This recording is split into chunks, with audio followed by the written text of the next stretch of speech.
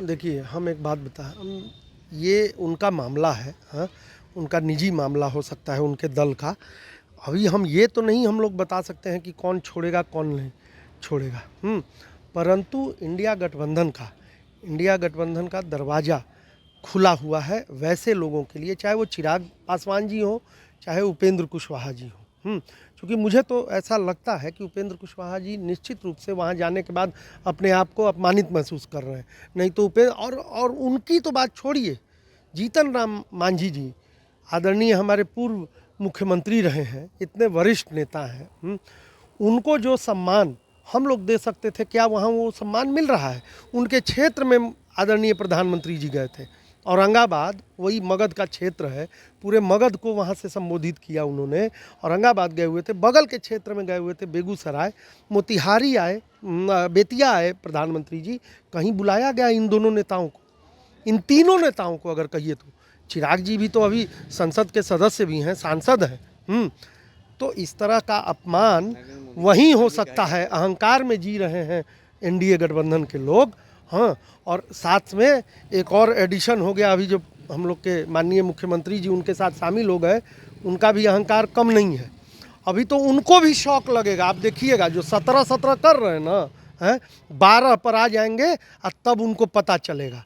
हम लोग का तो ऑफर साफ है चिराग जी के लिए, 7 से 8 सीट किसी सूरत में हाजीपुर के साथ देने के लिए इंडिया गठबंधन तैयार है, और ये ऑफर कर दिया है हम लोग। नहीं, पशुपति पारस जी तो पहले कह चुके हैं कि हम एनडीए के हिस्सा हैं, एनडीए में रहेंगे वो।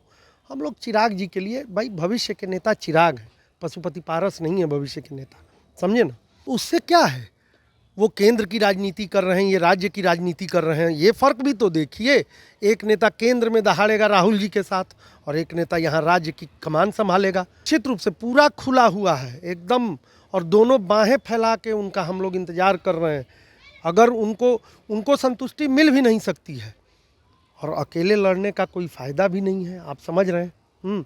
तो उन सब चीज़ों पे मैं नहीं जाना चाहता हूँ। चिराग पासवान जी, आदरणीय चिराग पासवान जी बड़े भाई जैसे हैं हम लोगों के, ख़ास तौर से जिस उम्र में हम लोग हैं।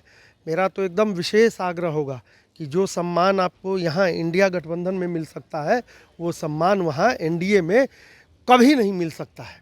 बातचीत ऊपर के स्तर पे चल रही है। धीरे धीरे 1-2 दिन में ये सब चीज़ें साफ हो जाएंगी। मुझे तो आप देखिएगा, एनडीए का कुनबा बिहार में निश्चित रूप से भड़केगा चुनाव से पहले।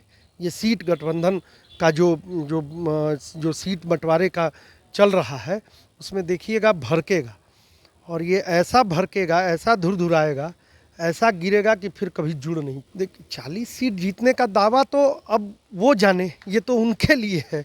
हम तो भाई हम लोग तो एश्योर हैं, एक बात आपको बता रहे हैं कि 70% सीटें महागठबंधन, कहीं कोई रहे चाहे नहीं रहे, लेकिन 70% सीटें बिहार में, 40 का 70 आप जोड़ सकते हैं। हम लोग 30+ होंगे बिहार में।